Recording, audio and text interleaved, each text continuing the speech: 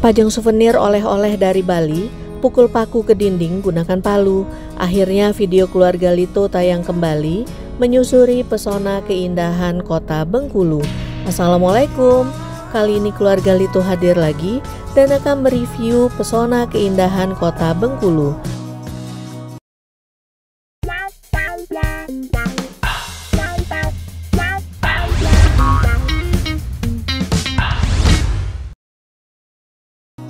Sebelum kita mulai, jangan lupa like, comment, share, and subscribe agar kami makin semangat dalam menyajikan video-video terbaru selanjutnya. Kota Bengkulu adalah ibu kota Provinsi Bengkulu. Kota ini merupakan kota terbesar kedua di pantai barat Pulau Sumatera setelah Kota Padang. Sebelumnya, kawasan ini berada dalam pengaruh Kerajaan Indrapura dan Kesultanan Banten. Kemudian dikuasai oleh Inggris sebelum diserahkan kepada Belanda. Kota ini juga menjadi tempat pengasingan Bung Karno dalam kurun tahun 1939 sampai 1942 pada masa pemerintahan Hindia Belanda dan menjadi kota kelahiran salah satu istrinya, yaitu Fatmawati. Bengkulu dalam bahasa Belanda disebut Bengkulen atau Bengkulen. Dalam bahasa Inggris disebut Benkulen. Sementara dalam bahasa Melayu disebut Bangkahulu. Ada banyak cerita tentang asal-usul dan nama Bengkulu. Ada yang menyebutkan bahwa nama Bengkulu berasal dari bahasa Melayu dan kata bang yang berarti pesisir dan kulon yang berarti barat. Kemudian terjadi pergeseran pengucapan bang berubah menjadi beng dan kulon menjadi kulu. Sumber tradisional menyebutkan bahwa Bengkulu atau Bangkahulu berasal dari kata bangkai dan hulu yang maksudnya bangkai di hulu. Konon menurut cerita, dulu pernah terjadi perang antara kerajaan-kerajaan kecil yang ada di Bengkulu dan dari pertempuran itu banyak menimbulkan korban dari kedua belah pihak di hulu sungai Bengkulu. Korban-korban perang inilah yang menjadi bangkai tak terkuburkan di hulu sungai. Maka tersohorlah sebutan bangkai hulu yang lama-kelamaan berubah pengucapannya menjadi Bangkahulu atau Bengkulu. Pada pertengahan abad ke-13 sampai dengan abad ke-16 di daerah Bengkulu terdapat dua kerajaan, yaitu Kerajaan Sungai Serut dan Kerajaan Selebar.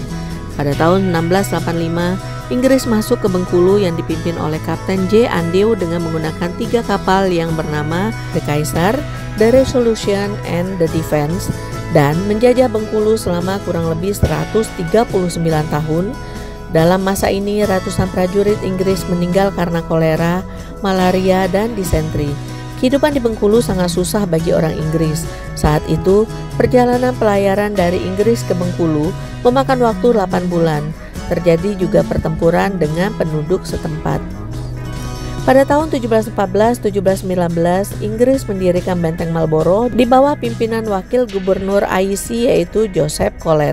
Namun karena kesombongan dan keangkuhan Joseph Collet, begitu Benteng Marlborough selesai dibangun pada tahun 1719, rakyat Bengkulu di bawah pimpinan Pangeran Jenggalu menyerang pasukan Inggris di ujung karang dan Benteng Marlborough berhasil mereka kuasai serta Inggris dipaksa meninggalkan Bengkulu. Peristiwa heroik ini sampai sekarang diperingati sebagai hari jadi kota Bengkulu. Namun, pasukan Inggris kembali lagi ke Bengkulu dan perlawanan rakyat Bengkulu terhadap Inggris tetap berlanjut. Pada tahun 1807, Presiden Inggris Thomas Parr dibunuh dalam suatu pertempuran melawan rakyat Bengkulu. Parr digantikan Thomas Stamford Raffles yang berusaha menjalin hubungan yang damai antara pihak Inggris dan penguasa setempat. Di bawah perjanjian Inggris-Belanda yang ditandatangani tahun 1824, Inggris menyerahkan Bengkulu ke Belanda dan Belanda menyerahkan Singapura ke Inggris. Sejak 1824 sampai 1942, daerah Bengkulu sepenuhnya berada di bawah kekuasaan pemerintah Hindia Belanda. Namun, Belanda baru sungguh-sungguh mendirikan administrasi kolonialnya di Bengkulu tahun 1868. Tahun 1878, Belanda menjadikan Bengkulu residensi terpisah dari Sumatera Selatan dan kota kecil Bengkulu dijadikan sebagai pusat pemerintahan Gewest Bengkulen.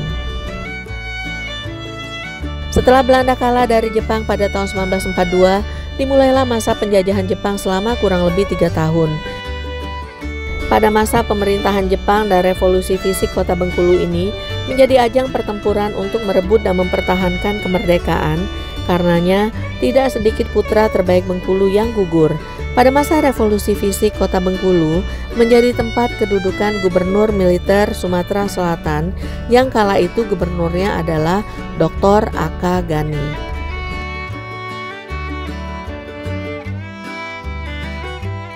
Setelah Indonesia merdeka, Bengkulu ditetapkan sebagai kota kecil di bawah pemerintahan Sumatera bagian selatan dengan luas 17,6 km persegi.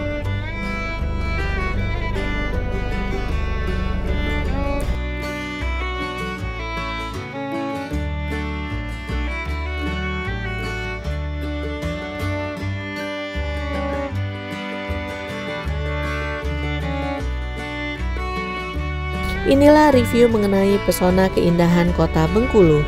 Terima kasih telah menyimak video ini. Jangan lupa like, komen, share, subscribe, dan klik lonceng agar kami makin semangat dalam menyajikan video-video terbaru selanjutnya. Kalau sudah pakai gergaji, jangan lupa disimpan lagi. Usai sudah video ini, tetap nantikan video terbaru kami. Assalamualaikum.